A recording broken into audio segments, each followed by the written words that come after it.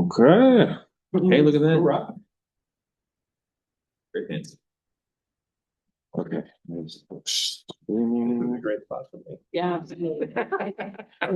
Yeah. It was trouble the last. That's for minutes to be honest. Gotta really avoid your radio. Karen, would you pass these around? Okay. This is recording. I will trust that, and we will figure out. We will get it to YouTube later. So we will not have the stream today. Are we ready to get order? I believe so. Okay. We're going to call to order the City of Everett Planning Commission meeting for January 6th, 2026. I feel like there's a I'm not sure who's calling rolls, but we would appreciate the roll being called, please. Yes. Chair Chatters. Here. Commissioner Shelby. Here. Commissioner Ballard. Here. Commissioner Finch. Here. Commissioner Sullivan. Here. Commissioner Rutledge. Commissioner Welch. Here. I'll read the land acknowledgement. We acknowledge the original inhabitants of this place, the Tahoe people and their successors, the Tulalip tribes. Since time immemorial, they have hunted, fished, gathered on, and taken care of these lands and waters. We respect their sovereignty, their right to self-determination, and honor their sacred spiritual connection with the land and water. We strive to be honest about our past mistakes and bring about a future that includes their people, stories, and voices to form a more just and equitable society. We'll now move on to the approval of the minutes from our last meeting, which was November 18th of 2025. The commissioners have all had an opportunity to review the minutes. Are there any corrections to the minutes from November 18th? And seeing none, are there any objections to approving the minutes as presented? Okay, without objection, the minutes from November 18th, 2025 are approved. We'll now move on to commissioner reports. Commissioners, it's a new year. Anyone have any reports? Okay, then we will turn it over. Thank you. Okay. Happy New Year, Commission. Your Stevens Wajda Planning Director. I've got Alice-Ann Wetzel, Long Range Planning Manager, and Teddy, Environmental Planner. Teddy Holbrook, Environmental Planner. A couple of notes today. Mayor Franklin is nominating Commissioner Ballard for reappointment for a second term. Thank you, Commissioner Ballard, for being willing to continue to serve and provide great input, questions, and other context to these discussions. That will either be on tomorrow's council agenda or a week from tomorrow. I haven't heard final word, but those things sometimes just get slipped into the agenda. So I'll be there tomorrow, and I will let you know as soon as we know. In my best behavior until then. Yes. The Everett 2044 comprehensive plan has been formatted, is looking fantastic. We had a graphic designer, as you know, go through and take what was focused on the content and bring it into a good public facing format that is now available on the planning department webpage. I'm sure you can search for it online, or you can navigate to it through that webpage. And we are working with a printer to get copies, one each to the Planning Commission, council members, and some other key folks. So that's an exciting step. Also in Everett 2044, call it post-season, the housekeeping ordinance that was recommended out of the Planning Commission in November 18th is going to the council for a briefing tomorrow. First of 3 readings, briefing, second reading, and then a public hearing and a council vote unless it's extended for some reason. The ordinance includes all of the amendments that were in the Planning Commission resolution that was adopted, Exhibit A to it. I think we may have added 2 or 3 completely non-substantive items to it. And those are noted in the City Council ordinance if they were not part of that Planning Commission resolution, but it's nothing even worth mentioning.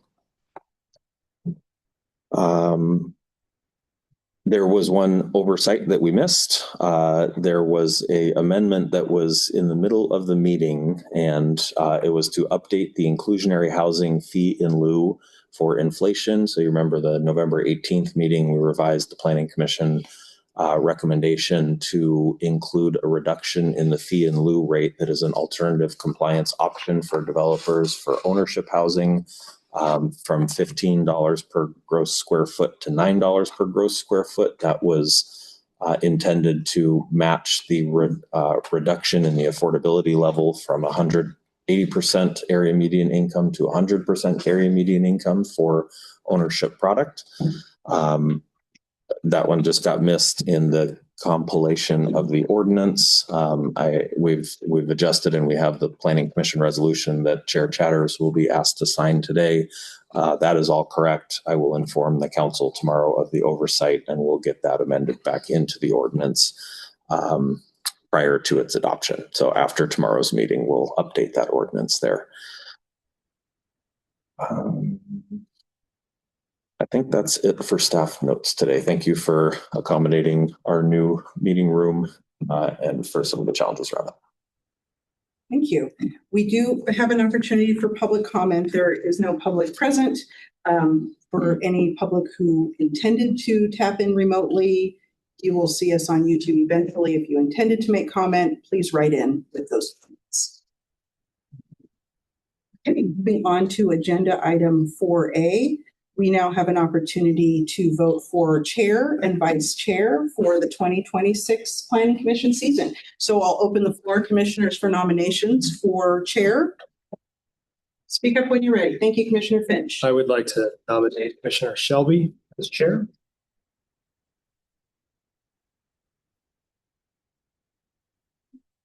Do we have additional nominations? Do we have a second? I believe do we need a second procedurally for this? Commissioners, do we have a second, please? Sorry. Thank you. As a second.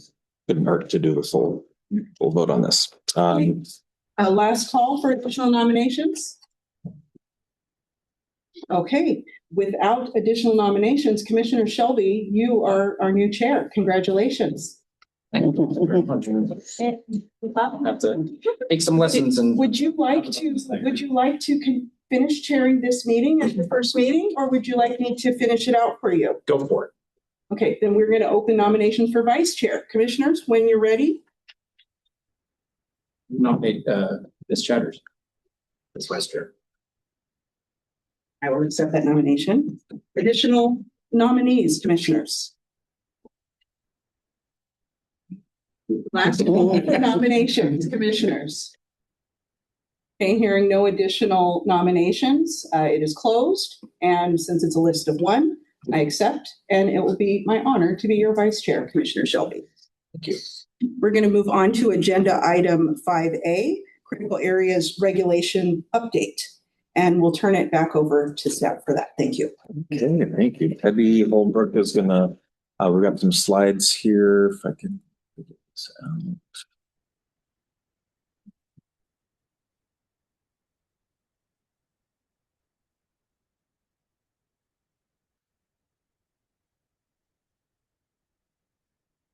Seems like it would be there as a window. I can see the window. Don't do full window and then show your inbox. That is a public record. Yeah. Please do Chrome tab and open it in a tab. No, I will join it with my laptop and I'm sitting here going, don't do it. I know, yeah. That is all. I'm always interested when those flash across the screen, but then I forget right after.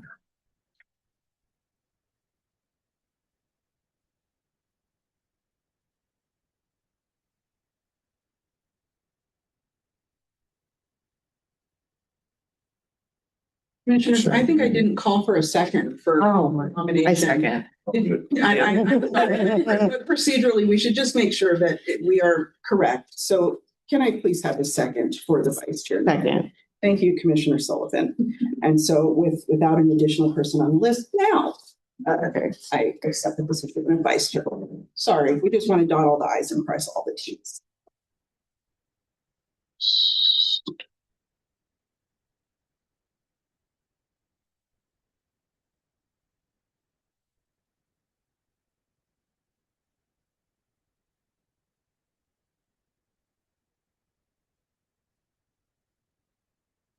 helping me really appreciate the support that Ayana gives on the normal meeting. There's a lot to do.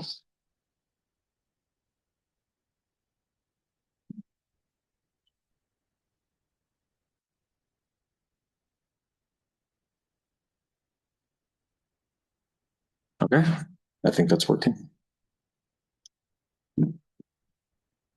Okay, so we're just giving a status update today. With the holidays and everything, we have had a couple meetings with Department of Fish and Wildlife. We have continued to work on some of the major topics that we discussed at the last meeting there, and have a couple of topics that we continue to work hard on. Hoping to bring this item back to you a couple of weeks. We'll see what we can get accomplished in the next week or two and whether we can have a final recommendation. That would be a long shot, I think, but we'll at least have, I think, quite a bit more certainty by that time. Okay. Keeps this over. I don't see it enough, I think. Okay. There we go. Slightly delayed. So here's our critical areas ordinance update status update. As Doric mentioned, I'm Teddy Holbrook, environmental planner here for City of Everett. And it's my honor to be here again to talk to you today. A few meetings ago, we mentioned that we had an October 31st review draft that is available for viewing by the public on our project webpage. There is a screenshot of the webpage on the left, and the cover page of the review draft is on the right. The link is at the bottom of this slide. We previously provided that to the Planning Commission for their comments and feedbacks. Our current focus right now is that we have received comments from several public agencies and some public. We are formulating some comment responses, which will hopefully help us draft new code revisions as we see fit. But first, a recap of the briefings that we've previously had. These slides are mostly for reference for people who are accessing them later. We met in September, October, and November of 2025 to discuss the following. September 16th was our first briefing. We went into a little background of critical areas. We also talked about the critical area ordinance update itself and what it's based on. And we also briefly discussed the next steps of this process. October 7th, we went over that last meeting. We also went over how critical areas code functions generally, and how critical areas are regulated, and also what proposed changes we were trying to make. November 4th, we recapped the previous two meeting materials briefly. We also dove into a little bit of the proposed code updates, and we provided the commission with a draft package, which included a memo and exhibits A and B. Exhibit A was the table of contents changes since we reorganized the chapter, and exhibit B was the draft language itself. We also, again, discussed next steps, the timeline, and how to provide public comment. November 18th, I was out sick, so Yorick provided a briefing to the commission. He provided some examples, including maps of streams, steep slopes, and wetlands, so we could conceptualize what was actually happening. He also discussed some of the comments that were received at that time, and also went into the next steps again. Which brings us to our status and progress so far. We have received comments from several agencies, like I mentioned before. This graphic is to try to help demonstrate that. We received it from WDFW, which is Department of Fish and Wildlife. They regulate mostly concerned about wildlife and streams. The Washington Department of Natural Resources, we also received comments for. They mostly focus on geologic hazardous areas. Master Builders Association, we received comments from Snoqualmie tribes, Tulalip tribes. I just received word today from the Washington Department of Ecology that they do not have any comments to provide us, that we satisfied their initial comments efficiently. We just received comments from Sound Transit earlier today, which I believe we passed around a copy of. And we received a few, potentially like a handful of public comments so far. We are definitely soliciting more if anyone is watching, though. Which brings us to our output, which is comment responses at the bottom. I created a word cloud to help summarize the comments rather than reading each comment one by one. From WDFW, you can see, as I mentioned, they regulate streams and fish. They were focused on function and functions of critical areas. They were concerned with our standards. Of course, habitat for wildlife. Streams and riparian areas. There's 2 circles there. And of course, fish. This is just to highlight kind of what the larger the word, of course, the more times it was mentioned in their comments. From Washington Department of Natural Resources. Quick question. Sure. If you don't mind going back to that. It says critical. Is that in terms of critical areas or meaning critical issue? Like what's the context of the word critical? And I also see the word net. What's the context of the word net in this? Good questions. I think that we'll find that critical and areas, both of those words are going to pop up both on all of these different word clouds that I generated. I wasn't able to filter them out too much. This is just like a free software I found. They're all public comments. So I would say critical areas mostly relates to the critical areas themselves. As far as net, I would think that relates to no net loss. That was a common comment from WDFW. Okay, thank you. Appreciate that clarification. Each of the full comment letters is available on the project website too, including the new Sound Transit one. Nice. From Department of Natural Resources, you can see they really highlighted their geologic, geotechnical, and geological expertise. They had a few comments on some definitions we provided, as well as how we were dealing with our geologically hazardous areas. And I can leave it here for a little bit so you can see the other words as well.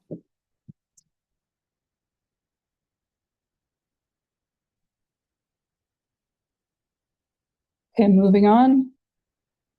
Master Builders Association. You can see some similar words. Buffer and buffers were mentioned in their comment letter several times, as well as housing and the word stream. And I'll leave it here again just for a few more seconds for the other words floating.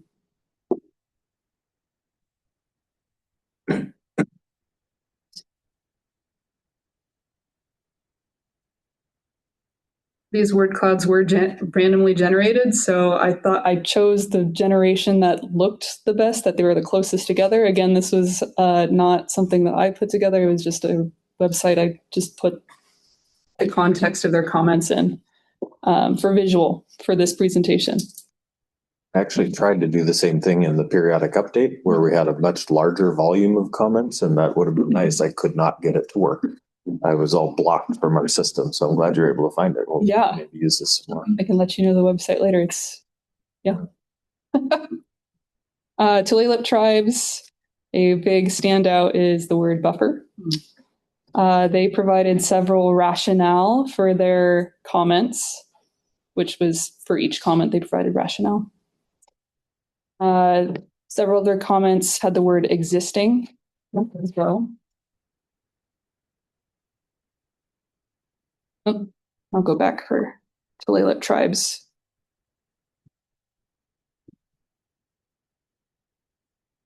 We provided with the Tulalip tribes comments. I recall this, we were provided with the Snoqualmie, but I don't believe I've seen have we seen Tulalip commissioners? And I'm forgetting. I don't. Fourth, so it's on the project. Okay. It hasn't been printed.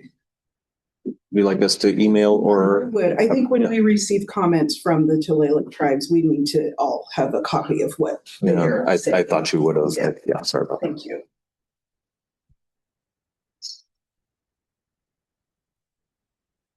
And the Snoqualmie tribes, which I believe was handed out. Yeah. Besides the largest words, which were mostly geographical, I highlighted that the other words they mentioned frequently were exemptions, development, and mitigation.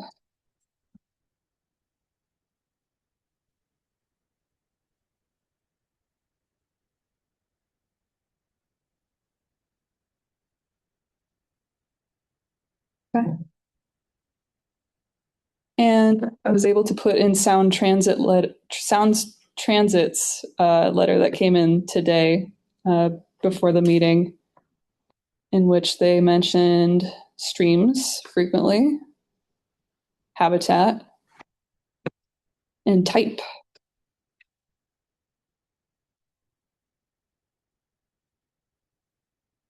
I'm not sure why within is so big.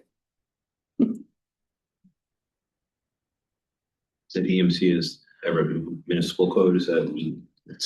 That's right. They provided several, and you can see in their letter that they provided several strike-throughs and direct references to our EMC, Everett Municipal Code chapter.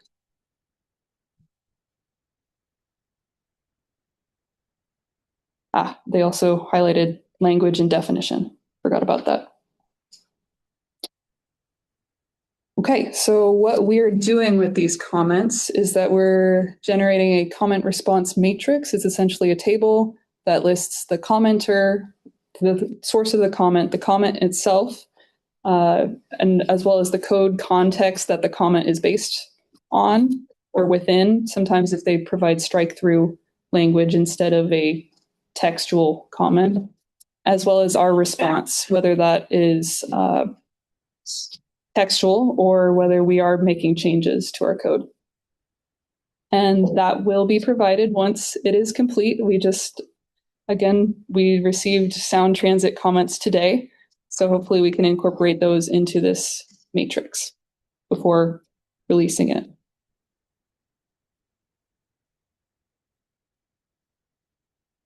Again, we're taking the comments received, putting them into comment responses, and that will help inform our draft code revisions, which will be soon coming.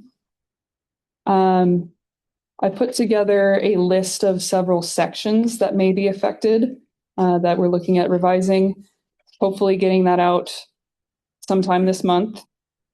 Several potential edits include some revisions to our definitions. 1937-070, we are looking at, per a comment from WDFW in a meeting with them. They let us know about the city of Bothell has some non-conforming provisions in their code that they suggested we take a look at. So this is a potential new section that we're exploring how it could fit into our language to help provide some more clarifications on what structures or improvements may be considered non-conforming and what you can do with them. This doesn't currently exist in our code.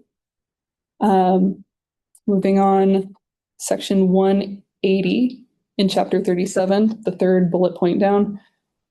Our previously altered critical areas section, we're exploring potentially renaming this section as well as providing some revisions and deletions. We can provide more context to that later when we have the draft code language, but we've received several comments on that section particularly.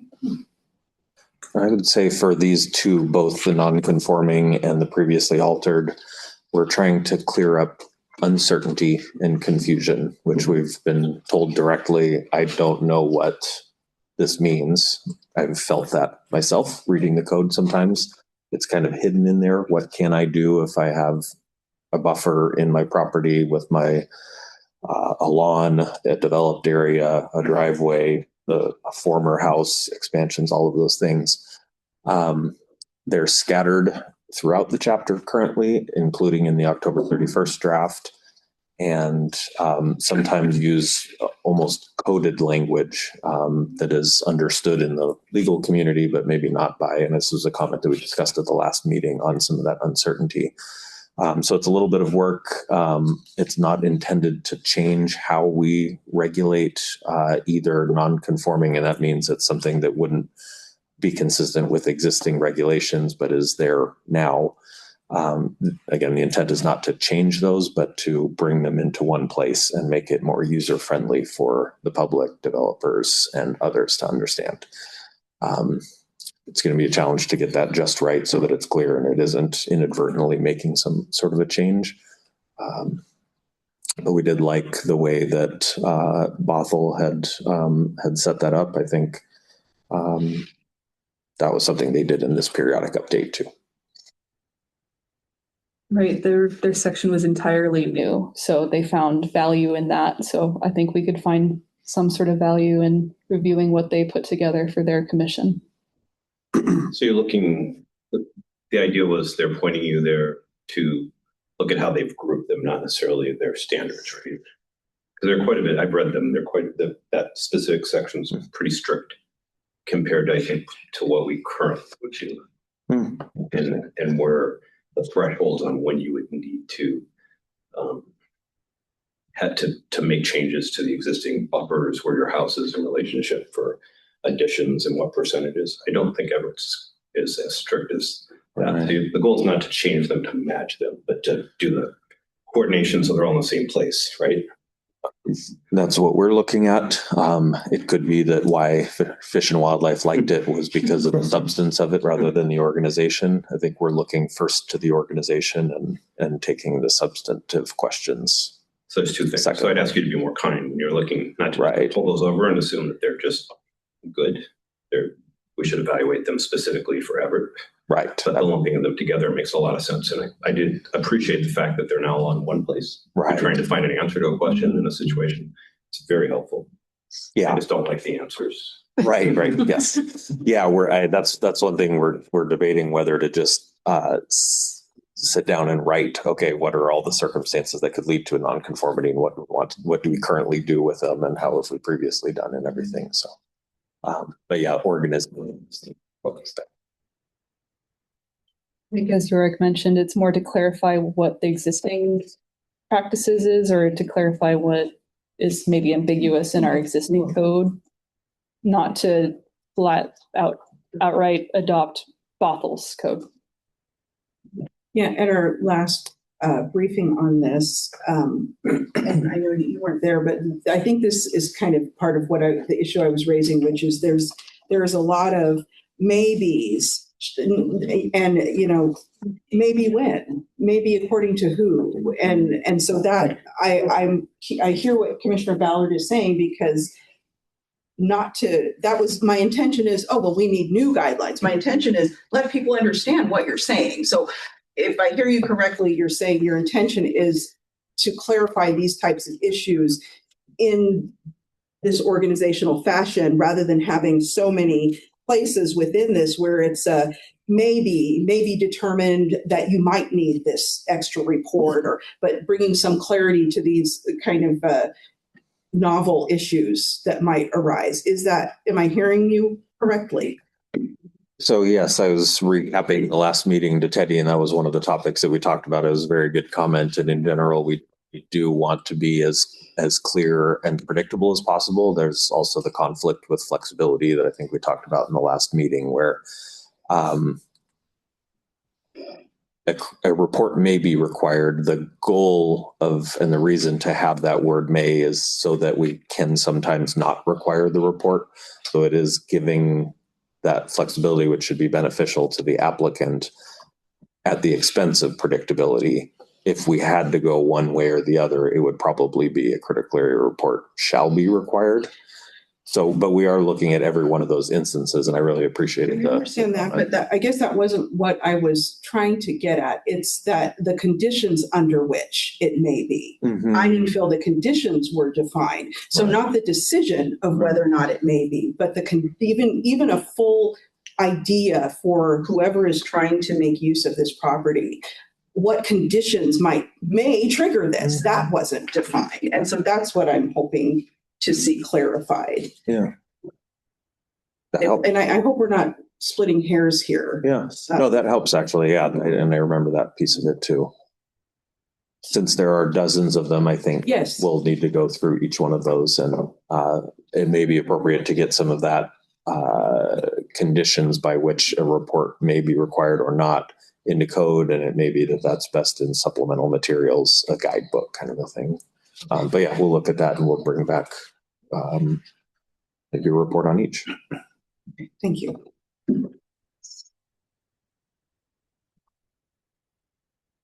Okay. You were at previously altered critical areas. Moving on to the next section. There is some minor clarifications that we're making in the upper section of wetland buffer width requirements, section 330 in chapter 37. It's mostly to fix a few language issues, I believe. It's nothing substantive about the buffers themselves or wetlands, or it's mostly language cleaning up may, shall, everything in the upper top section of that. Okay, moving on, section 510, fish and wildlife habitat conservation areas, designation and mapping. This is a section we received a few comments on regarding stream typing definitions. The City of Everett previously adopted their own variation of the Washington Administrative Code's stream typing, which is DNR, Department of Natural Resources stream typing, that's included in the WAC. So we've received comments because it specifically currently exempts certain stream sections as being outright not type F streams, which we received comments from WDFW. Why are these streams specifically called out as not being type F? Type F being fish bearing. That's what F stands for the stream typing. So for more consistency between our jurisdiction and most jurisdictions in Western Washington, I think it would be best to adopt the Washington Administrative Code's stream typing definitions. They are subject to change as of March 1st, 2026. They are published online on the WAC, so we would be adopting the March 1st, 2026 stream typing definitions. That's what's currently proposed, and we'll give that all to you in the draft. In the same article, Fish and Wildlife Habitat Conservation Areas, was there the stream and lake buffer requirements? We received some comments from WDFW specifically and the tribes about our stream buffer widths. So we are taking a closer look at those stream buffer widths specifically for type F streams. What's our current buffer now? Our current buffer is, I believe it's 150 for unvegetated, sparsely vegetated, and 100 for intact vegetation.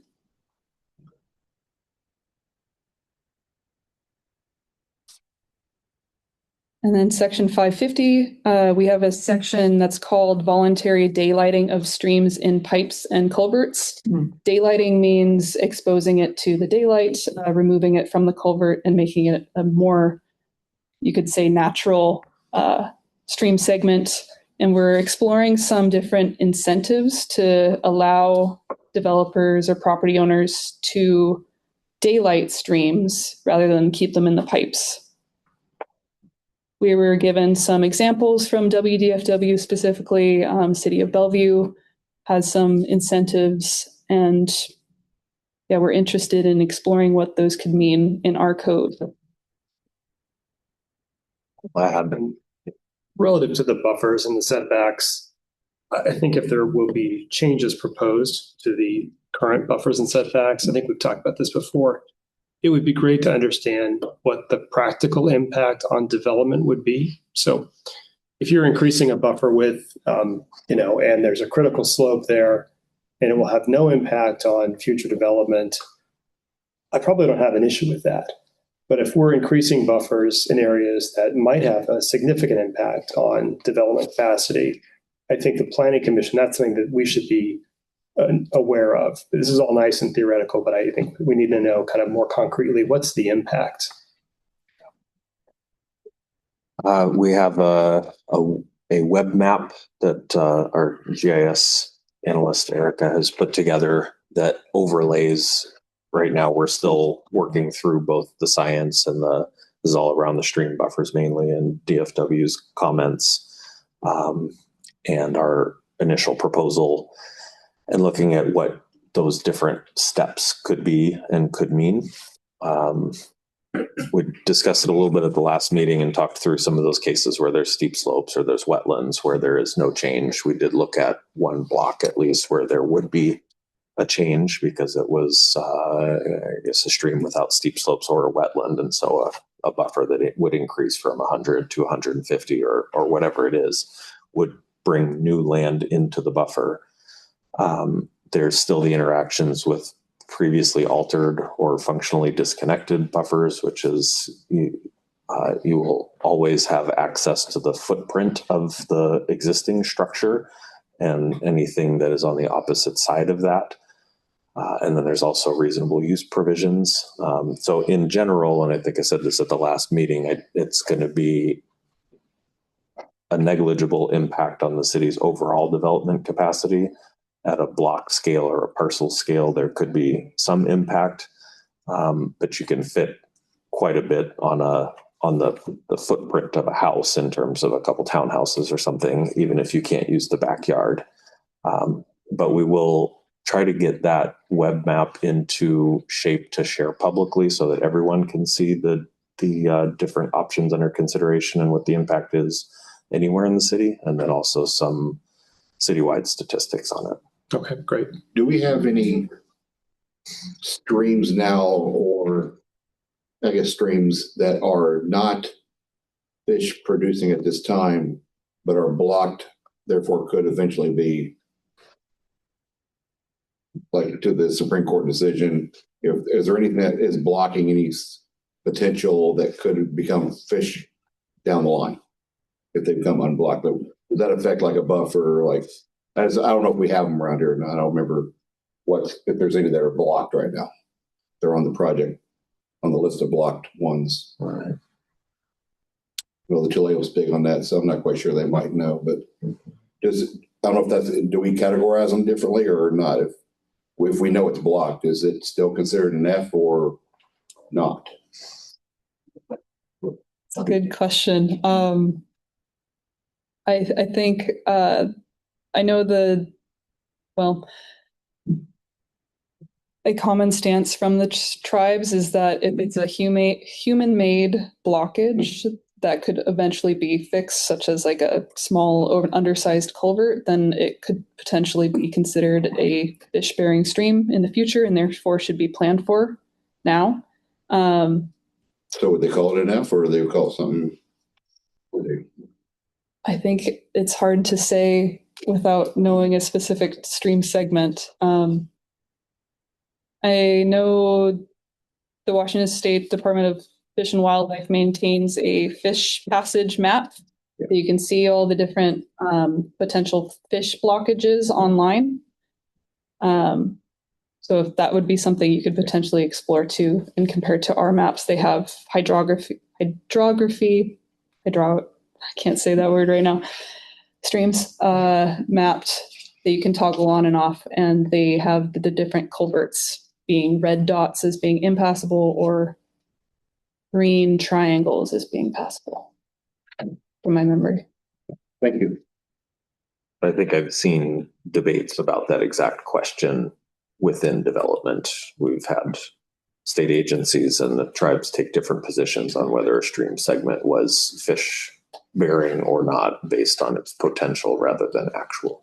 I was going to say it would be the potential whether than the actual at this time. Right. Well, because in March it changes, right? Like if you meet physical conditions, you're presumed fish bearing, whether or not you've ever seen fish there or not. Oh, really? WDFW is like, nope, fish. Gotcha. So like that would have a huge impact on stuff if it's not type F now. And we're just like, oh, we're going to adopt the state guidance. And now we have a bunch of type F all over the place that we didn't have before. Right. So I think that could potentially be rather largely impactful to people's ability to develop. I would really love to see where there is a recommended increase in the buffer. I would love to see information about where that increase has been adopted and what the impact has been, if possible.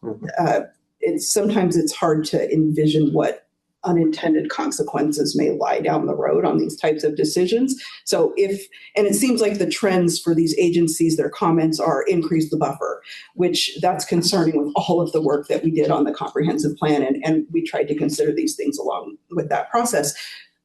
So where there is a strong sense that environmental organizations are saying, hey, we really need to increase this buffer. Show us where it's been done and what has happened as a result. That would be helpful in understanding the kinds of decisions we're making to make a recommendation to the council, in my opinion.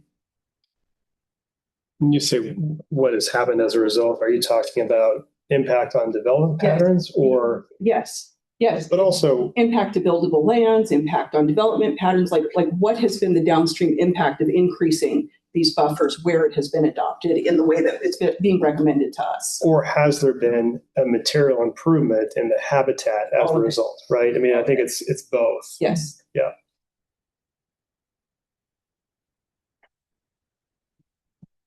Just before that, we were talking about the stream typing. I think it's worth noting that in Fish and Wildlife's management recommendations, they are suggesting moving away from different buffers based on the stream type. So if we went down that path, it wouldn't matter if it was a type F or a type NS, not seasonal or something. Yeah. Because in their read of the science, all streams contribute important ecological functions, whether they have fish, because downstream you might have fish or the sound or something. And maybe there aren't examples. Maybe we're being asked to lead on that, in which case I would want us to know that. Yeah. Do our numbers feel like they're wildly different than what's being told to us? Recommended, whatever, recommended, mentioned, commented. Are we really far apart? Where did we land? 100 and 150? Right. I'd say just based on my personal knowledge of working in Western Washington, and this is before most of our jurisdictions right now are updating all at the same time, which will make it almost really hard to show you who's already adopted this and what has happened. I wanted to say that first. And then I think at least my knowledge of Snohomish County and other jurisdictions in Snohomish County, a 150-foot buffer for type F streams is very common, as well as a 50 to 100-foot buffer for type N streams, non-fish bearing, whether they're seasonal or perennial flow. And what's Everett right now?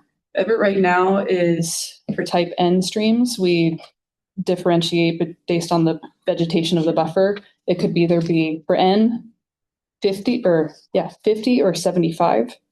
So those are doubling. I'm not doing math fast enough, but they're different numbers. Compared to 50 to 100. And then for type F, the fish bearing streams, again, right now our standards are 100 and 150, whereas a lot of jurisdictions do not differentiate on the vegetation of the buffer, and they adopt a 150. And then Fish and Wildlife's recommendation is site potential tree height, which for most of Everett is around 204, 208 for all stream types.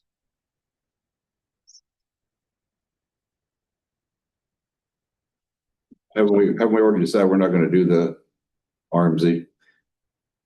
And then there's That's what we do. The site potential tree height. RM's riparian management zone is a second topic that we're working through, which would consider the entire critical area plus buffer as a critical area rather than a critical area plus buffer. We're trying to understand what the implications would be of that. But the site potential tree height, yes, That's one we got. The site potential. Okay, that's one we said. Yeah. Okay. So yeah, that's what we were working there. with. But that was prior to receiving the comments back from Fish and Wildlife. So we continue to evaluate that. We are rereading all of the science and applying it to Everett's conditions specifically, because these recommendations are statewide across everything from forested to Eastern Washington dry land to urbanized to rural. And then matching that with other local documents like salmon recovery plans and everything. So that's that's a very big piece of this. And I think we're pretty close to being able to properly brief that and get to a recommendation. And the science that was based on, remind me, wasn't that from like 1991 or something like that? Isn't that what you had presented in your first slideshow? The site potential tree height. Yeah. That was based on it's a study that's abbreviated FEMAT, FEMAT. I believe it's like a federal forestry. They had several curves based on the actual functions of the width of the buffer, and it was 1993. 1993. Mm-hmm. So that science hasn't changed or been revisited or revised in any way. Is that right? That is their recommendations, what their recommendations are based on. So I just this week reread the entire volume 1 from cover to cover, like 300 pages of science across 4 or 5 categories. Large woody debris, which helps with the channel structure and creating pools and complexity and different habitat types and keeping the water cooler and better exchange with groundwater and everything. So that was one. Pollution reduction was another. So if you've got nitrogen or heavy metals, how much buffer does it take for that to dissipate or get absorbed in the soil before it hits the stream? Shading and stream temperature was another one. And I think there might have been a fourth. So each one of those has, there have been hundreds of studies done, and they've done meta-analyses where they take every study and they take the average of it and apply it to different types of locations. And there's some charts and stuff. So that's what we're trying to get into shape to be able to share, is where our options are lining up with those specific functions, because our charge is to ensure no net loss of functions and values. So each of those things is a function. The stream is like the large woody debris and the temperature, and all of that with the end goal of suitable habitat for salmon and other species. The site potential tree height, it's about large woody debris. And so it seems to me that it is the term that I've seen used is for full riparian functions. And it seems to be that 204 feet on either side of the edge of the stream channel is what it would take for every tree that could fall into the stream to fall into the stream. But those other more concrete indicators seem to have diminishing returns lower than that. As an example, for pollution removal, 100 feet removes 95 was. It was either 90 or 95. Yeah. I said it a few times in one of the last meetings. So in all of the studies at 100 feet, you've removed 95% of the pollution with fairly good confidence. So you don't get very much more pollution reduction beyond that. You do get some more large woody debris. Again, that is statewide. So is it really conceivable that we will have a 200-year-old dug fir 204 feet away that will fall that direction and all of that? And is that worth trade-offs? I think is where we're looking at making a case. And I don't think we've been convinced yet that full site potential tree height, as we came into this process thinking, is going to be the best balance between all of our competing goals. But Fish and Wild, we have to do some extra diligence because that was an important comment made by Fish and Wildlife and the tribes. They also separately, in kind of a separate comment, just called out, was it the type F and S? I think were particularly low compared to peer jurisdictions. Right.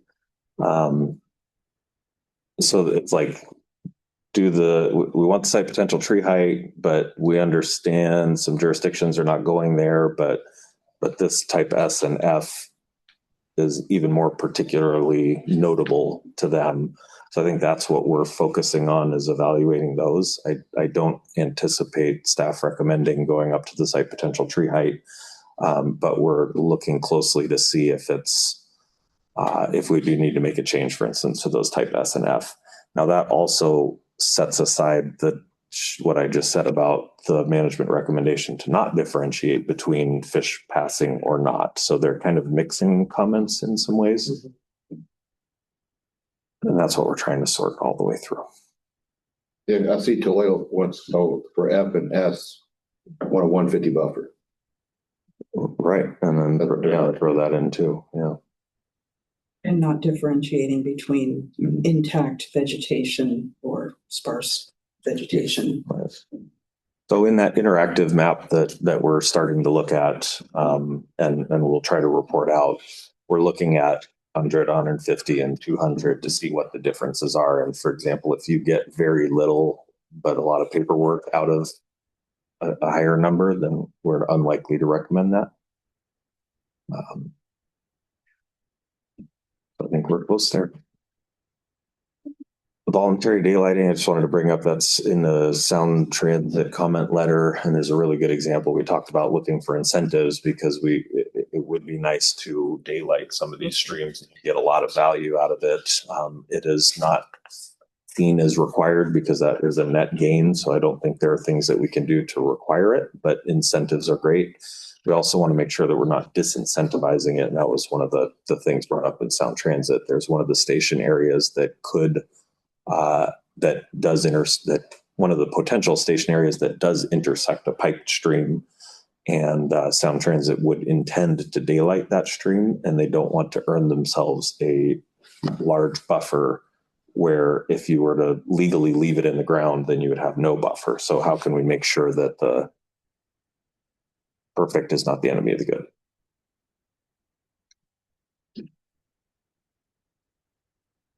Did you have additional slides, Teddy? I do have a couple more. This was the meat of it, so I'm glad we got to pause on this one. Okay, next steps, perfect timing. Our goals of this update and moving forward are to address all comments received, and of course, to achieve or to work towards no net loss.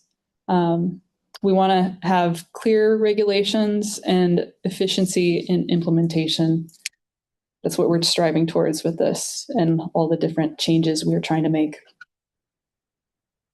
We're here today, January 6th. We had a few different meetings before this. Moving forward, we hope to bring this back briefing on January 20th. I left February as the date for bringing it to City Council. I'm not sure what the actual timeline might be. Okay, yeah. This was taken from a different, a previous meeting, so. We'll see about January 20th. These meetings come when they're 2 weeks apart. It's agenda time in like 1 week. I was off for the last 2 weeks for holidays, and we need some we need some time to do the work. I don't know. We'll talk about manufactured housing communities. That's the other active project that we have going. It could be that it's best for us not to meet in January and meet in the February meeting and have a better chance of getting to a recommendation on both of those topics. Mm-hmm. Are we going to be going through this again? When is the city council briefing compared to our next? It'll be after. We won't bring it to the council until we're done at the planning commission phase. Okay. Yeah. We're still working as fast as we can because we've now passed the deadline. I was just making sure because it looked like. Right. This was our thinking a couple of weeks ago. Okay. I just want to double check that. Then that calendar just out of nowhere flipped, and here we are in January. Okay. Yeah. Just fine.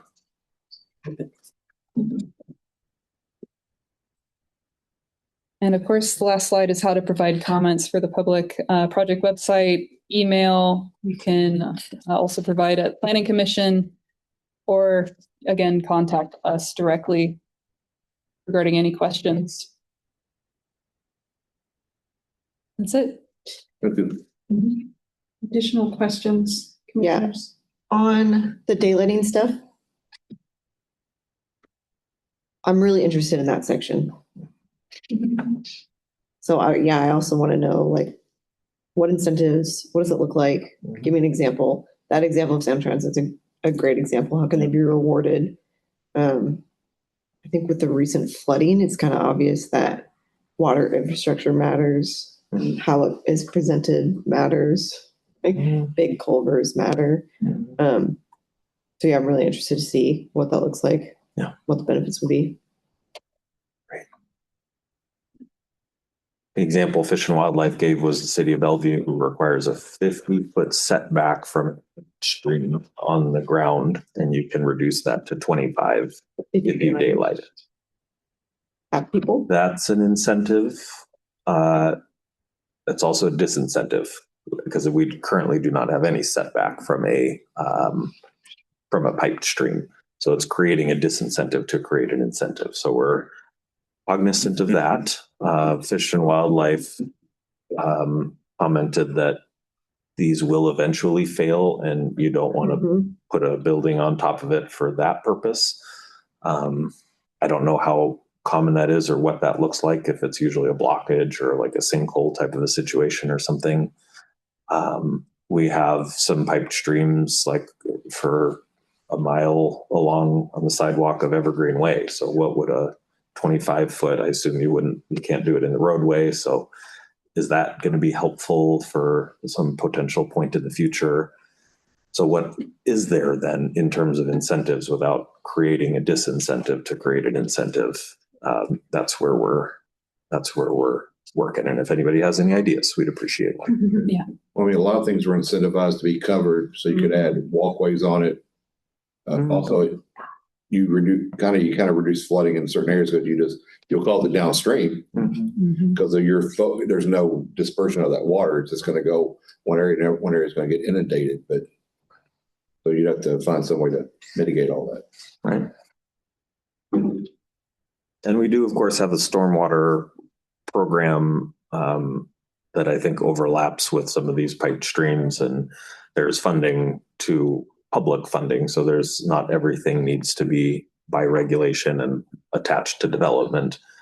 We have stormwater management action plans that include some projects. Those all need to be funded publicly. So that's not the easiest thing in the world either. But this is part of a larger ecological ecosystem on the regulatory and funding side too. Does it matter? Forget. So there's a lot of our stuff. Essentially, either you're going towards the river or you're going towards sound. Right. Does that matter because of the Or the lake. Down, you're just first Or in water. Well, no, even Lake Washington. Is It that does, where you're going? I guess. it does because they're in different water-fed planning and regulatory regimes. Okay. So yeah, there is a difference between the sound streams and the Lake Washington watershed streams. Additional discussion on this topic, commissioners? Thank you, Teddy. Thank you. Yeah. Thank you. With that, we'll move on to agenda item 5B, manufactured. You want 20, just that's the I sent you a memo basically outlining what's been happening in the wonderful world of manufactured homes. Since we last met, I have met with neighborhood association, community associations. I even attended a legal aid conference on Wednesday last week out on different rules for tenants and protecting their rights under state law. And we have continued to look at the legislation, and we are fairly close. We had a conversation today with David Hall on a few issues. But the upshot of the conversation then was we went out and asked whether to do an overlay zone or an underlying zone. Overwhelmingly, the residents wanted an underlying zone so that the use is strictly for a manufactured home park. So that is where we are headed. In the process of going out to each of to the different communities, I sent out letters to every single manufactured home park ownership, as well as their managers, if they had separate management companies. So they went out, they also went to, if I had a resident that was interested, went out to the residents, and they went out to the community associations. So that's where it has gone from there. We have also met internally with Public Works and planning and building officials, because Chapter 17 of Title 17 of the Municipal Code is all about where you can site one, what sort of things can be in the park, what's the separation requirements, whether it can be a cabana, a ramada, or a shed. I didn't know that there was such a thing as a ramada other than a hotel chain, but evidently that's sort of an occupiable space. Don't ask me, I still haven't figured it out. I don't know what the difference between a cabana and a ramada is, but it exists. So that whole chapter, based on what we have in the building code, they are recommending that they first of all didn't even know it existed. So our building officials did not even know the chapter existed. They haven't looked at it in forever. So they were like, well, we would do this underneath the building code and the fire code. So why are we duplicating it all here? So we are going to recommend that Title 17 be essentially revoked and erased.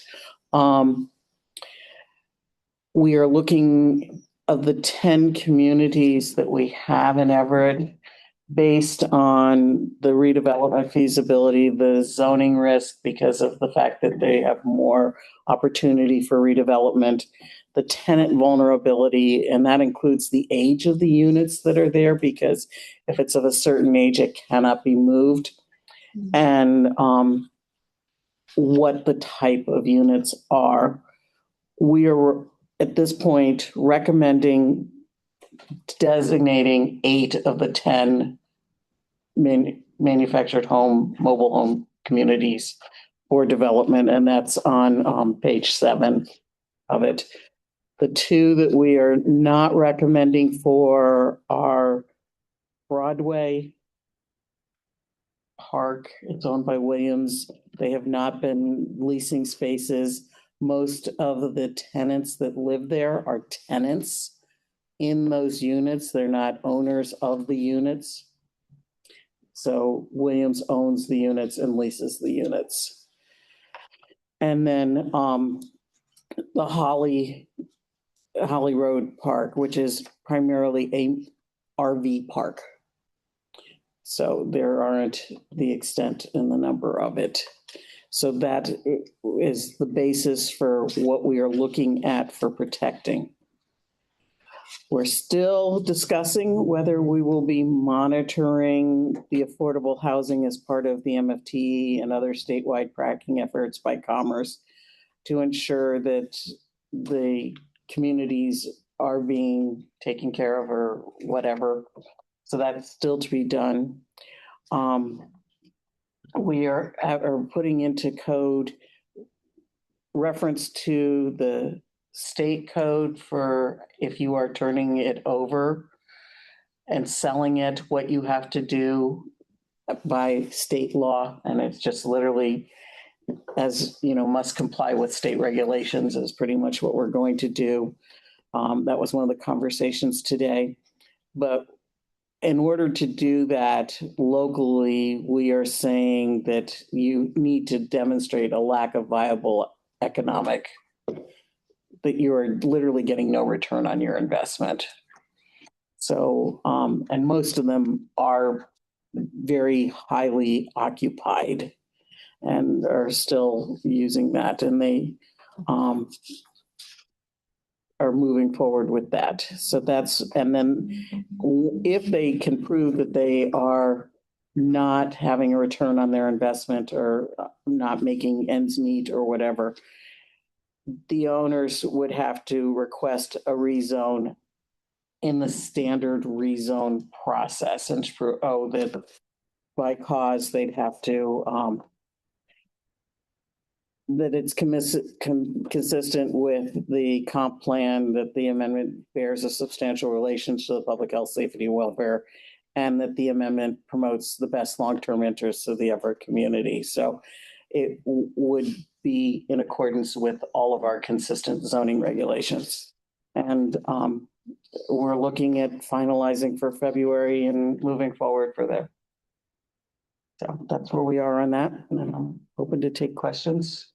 With the creation of an underlying zone, is there a potential that somebody, for reasons that they would want to say, hey, that piece of property also would like to have its site-specific rezone done and make it a mobile home park? We are not adding new mobile home parks in this ordinance. We are only protecting the existing ones. If you're creating a zone, could somebody go through the standard site-specific rezone and be like, They mobile home park? We're saying at this point, no. With title somewhere in municipal code says there shall be, I think it was Title 19, shall be no more. Okay. And we're not proposing to change that. Right. Yeah, I think that was in the comp plan. There's a no more. So if you were just making sure. So you said you polled residents and they all wanted a rezone as opposed to an overlay. Did you also poll owners of the properties? We sent out information to the owners. I've heard from 2 owners of the 10. One just wanted to make sure that if they were replacing a unit, they could replace a unit. So that they could do a 1-for-1 out, that they weren't going to be penalized because the unit was a little bit wider or whatever. And the other one was Silver Shores, and they're in the process of selling. And as long as they were able to stay as a manufactured home park, they were fine. But I did not hear from any of the others about anything. 8 of the 10 you did not hear from. No. I'm assuming they're all different owners. All different owners all over the country. And the difference there is, I could almost say no substantive difference between the two because they both act the same. It is just whether you've preserved the former zone as informational. And that I think is because it's UR4 now, which is in some cases a different zone than it was before the periodic update. But now it's a mobile home park, and we're anticipating that to be for 20 years. So in 20 years, when maybe it's not economically viable, they seek a rezone. Is it helpful to say, well, this used to be UR4? That information is still out there, versus maybe more of a prompt to just look at the site new and say what would be the appropriate zone if we're exiting this. So no difference in how you operate it. It is just upon exit if there is a hint or suggestion of what it used to be, or maybe that's a feeling along those 20 years is that this could be something else versus more of a feeling that that's manufactured housing. That's it. And there's the potential that the county might assess the value differently. Right. Because if you're allowed to build a 7-story building or multiple 7-story buildings on the site or multiple 4-story buildings on the site, you may be taxed at that level versus if you can only have a manufactured home park on the site, you might be taxed at a lower level. But you couldn't because these are protected parks, so you couldn't build the art. No, but the if you went with just an overlay zone, Yeah. you still have the opportunity to do that. You know, for property valuation, they would say, well, the highest and best uses are for, and so therefore we're going But to is it tax legally permissible? And that's a component of the highest and best use. for them to do that. By definition, the highest and best use requires it to be legally permissible. And so if you can't build that building, then you couldn't get taxed in that way. Okay, well. So that's interesting. So going back to the polling of the owners and the residents, has the city opined on whether they have any legal exposure to modifying the development potential of these properties like this? That's why we met with David Hall today. Okay. And he felt that he could defend it. So, but We've seen the city of Kenmore went through a very similar process. It was challenged. They went to the state Supreme Court, I believe. And they won. Prevailed. So, I mean, that's a pretty And notable. As have a few other cities. I don't have an opinion on it. I just would like to see the city avoid a costly legal battle to implement this. It seems as though given the dispersion of the ownership before enacting this sort of a thing, you should make every attempt to make positive contact with these owners. There's a different level of incentive and obviously a different channel of communication to talk with residents as there are with owners that may not live here, may have several layers of management between decision makers. And that's why it was sent to both owners and management companies, figuring that one or the other might pay attention. Given that there are some rent controls in place at the state level, you're kind of with this. I'm not arguing against it. I just want to make sure we're really thinking it through, really capping the economic potential of these properties in favor of creating a stable, potentially living environment for the residents. That's a trade-off that we can walk into with our eyes open, but it does create somewhat of a disincentive as an owner to maintain these parks in a way that is safe, provides some level of ongoing dignity. I mean, the expenses are not capped. No, the expenses are not capped. But if I sell my unit, they can raise the rent greater than the 5%. And they're talking about doing that in several of the parks. I mean, literally almost creating another mortgage. Yeah, I guess there aren't many components of the expenses that municipalities are able to manipulate in any way. But I would say look for those levers because as we are capping the economic potential, some level of expense relief might make some sense. So whatever you can do with that, I would think through that. I guess the other thing back to the zoning versus the overlay, I'm indifferent, but it would seem that there should be a pathway out of the whatever the rezone or the overlay for the same rationale as the two exclusions you've highlighted. What I don't see in this table is a column for a number of units owned versus leased.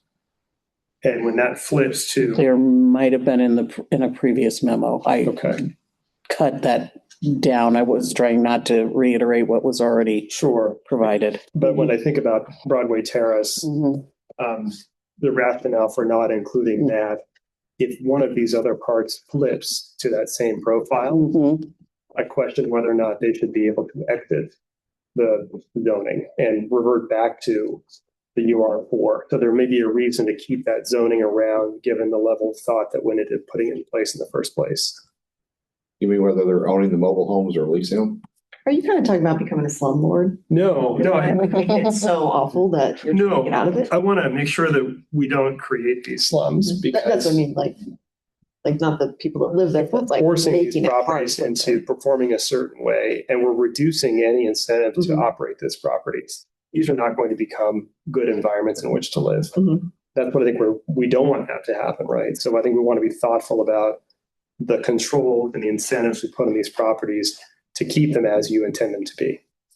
And I'm trying to figure out where I would fall on the thought of this. It's kind of good and bad, and I certainly see the need to protect these residents, and I'm glad we're talking about that and we're doing that. But I'm worried about creating that situation where they're just not maintaining it. It's the same concern that I brought up when we were talking about the Park District, which coincidentally is we created this demand issue, redevelopment demand issue that's highlighted for that specific project.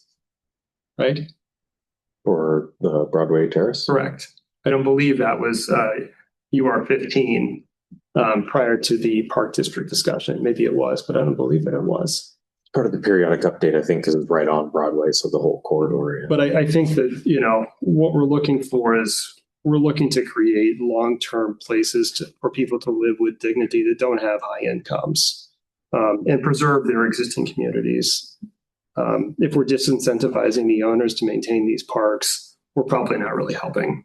And I don't know what the answer is, or I would have shared, but I mean, is there a way we can incentivize something or do something for the owners to, well, I mean, an incentive to keep them up, right? Or is it a relief or a lever we can pull? So taxes is that's the one lever you have access to, maybe indirectly.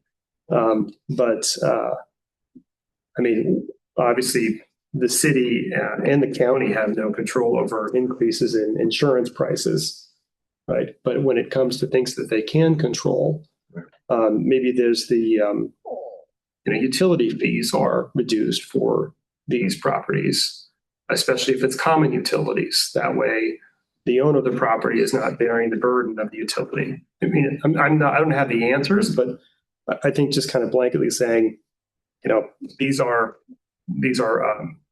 mobile home communities, and by the way, there's also cap on rent increases. That's going to start eroding the entrepreneurial spirit to keep these things up. That's my concern. Yeah. It is the risk, especially of rent control. Yeah, we'll look for different levers that the city has. In the last iteration of something like this that the city did, it was voluntary, and that was the carrot, is that the property taxes would be reduced. I think that was conjecture, but it makes sense. But That's up to the assessor. Nobody did it. You see. But there is when it says, they can raise obviously there's a cap on how much you can raise the lot fee. Mm-hmm. But the owners of a mobile home park don't have the same cost on them as an apartment owner, because they're not responsible for the physical structure on the lot. The physical structure, i.e. the mobile home, is the owner of the mobile home. So there is also a less impact on the property owner of the mobile home park. I mean, they are responsible for water and sewer on site. Yeah, right. Those pipes. Lighting and paving. Yes, There are There are some There are some costs that aren't associated Mhm. with ownership of the park, i.e. because you physically own the That's true home. until such a time when the person who owns the house can no longer afford the rent for the lot, nor can they afford to move the home. And so oftentimes the natural buyer is the park owner, right? Yeah.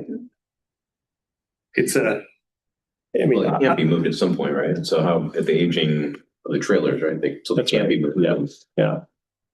Assuming that those all become just by default, it becomes the parks. Yeah, whether it's having to have it destroyed or whether it's Yeah, I don't know that I have the answers, and I know very little about this topic, but I just want to make sure that what is achieved is in alignment with the goals of this. That's all. For more than just a few years, yeah. Yeah. The folks in the community who I've heard from on this issue I've heard from them through the lens of protecting senior housing. That has been, and I think the community, from what I have heard, is really in favor of protecting access to housing in this form for seniors.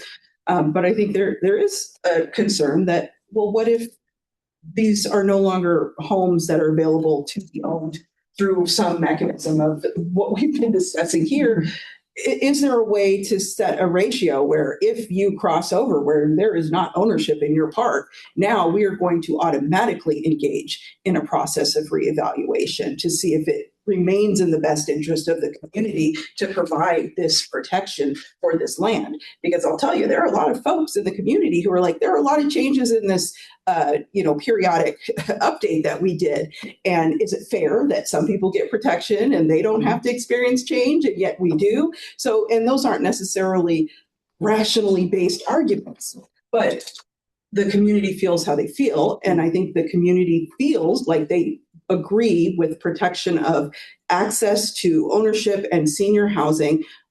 But as Commissioner Finch kind of outlined for us, and Commissioner Ballard as well, there are ways that may not be achieved, or it may be only temporarily achieved. And so why should this stay in place if that is not what is happening? And can we add in a trigger to reevaluate at the point that is no longer the case?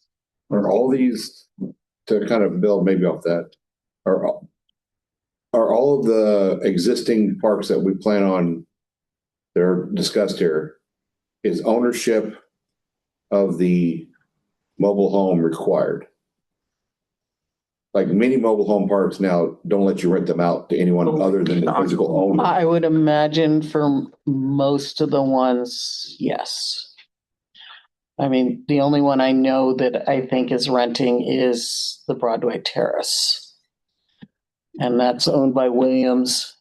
Williams owns a lot of rental properties. Oh, yeah. So currently the rest of them, all of the lots that we know of are. And I haven't, I mean, I could probably get it from Fairway Estates and others, their bylaws. Yeah. Like when I say, like, many of them nowadays don't even let the physical owner of the mobile home rent it out. Like you have to physically live there yourself. Like very few of them even have rental allowances from the physical homeowner anymore. Right. Unless there's special conditions.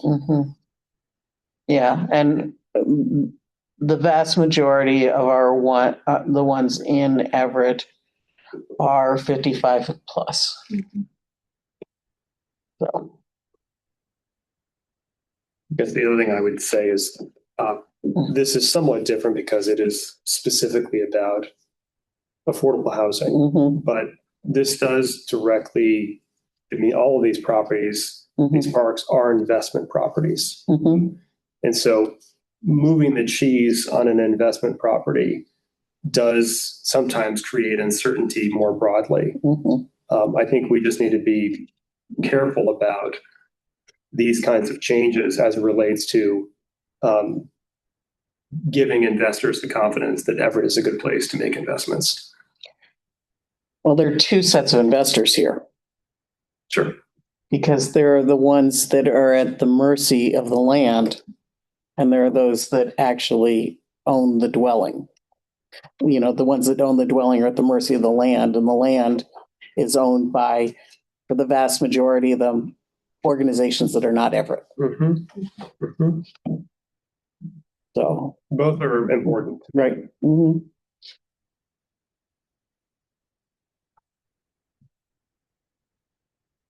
Additional questions and discussion on this topic, commissioners? Well, I was thinking about Commissioner Finch's comment on, like a tax abatement or utilities reduction. And my thought is if we do that to incentivize that, make that make that incentive optional for the owner. But if they choose to accept it, they accept it, and it's a deed restriction for 20, 25 years. They'll get the benefit, but they're not going to exit the zoning for a period of time. even through a sale.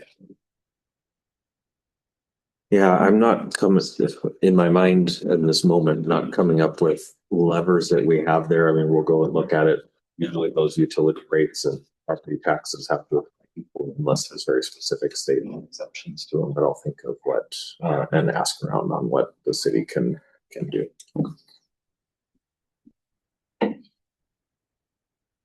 Additional discussion on this topic, commissioners? Any advice to the planning team on information you'd like brought back next time we see this subject? I guess I would like to see the owned versus rented column put back in that. If we can, I'll have to go to tax records and see. Okay. Yeah. Okay. When you say owned versus rented, that are rented out by the mobile home park, or the people who have that mobile home are renting it? Owned by the occupant versus owned by the operator of the park. Okay. So that's different mechanism. Yeah. That's what I was wondering. Okay. Without further discussion, we've completed our agenda. Are there any final comments that you want to offer before we adjourn? For me, thank you for the great discussion. Thanks for the flexibility. Just a quick question. Since the legislative session is beginning Monday, have we seen any pre-filed or any discussion that all of a sudden all the stuff we're working on is going to go up? Good point. Great Great question. Well, I know like we just talked mobile homes. I know last year they had a mobile home bill. It didn't go through, but it was more about how many someone could own parks. So I know they still look at these ideas. Have we seen anything or heard any word yet that Not on these topics. The only one that I've heard is likely to come is on step housing, supportive temporary emergency shelters and permanent supportive housing. Yeah, I saw that. Yeah, so that's the one that I've seen that seems very likely to be a major point of discussion. But other than that, we'll have to see. Okay. The question on the lot split. I know you had a 2-year window effective July. Is that anywhere? Or is that on the schedule or somewhere? Yeah, land divisions more broadly. Still hoping to get that completed this year. So that's we've got 15290 code amendments. We're de facto already doing it, but we need to get those into municipal code. That and the land divisions are the two next topics. Land divisions will come to the Planning Commission. 5290 is procedural, so it'll probably just go straight to the council. So in a perfect world, do you think that'll be enacted in 2026? Yeah, that's the City of plan. Everett. Yes. Got to get through these two, and then I think that's the next major piece of work for us. So are we here on the 20th? Are we coming on the 20th? Or are you going to I'll let you know. I don't think so at this Okay. point. It doesn't seem like it would be worth it. Yeah. Okay, commissioners, last call. All right, with that, we are done. Thank you. Thank you. You can get out all by yourself. Just Oh, if I have to. No, we'll figure out the door thing. Just push one and you will be allowed out. 531 if anyone needs the restroom. Believe that I'm glad that you're taking this topic on. I think it's. Did you stop the recording? you needed, correct? I don't know. Did you stop the recording? Did you stop the recording? Oh. Cause it's like a red dot, so I'm like, Yeah. not say a word.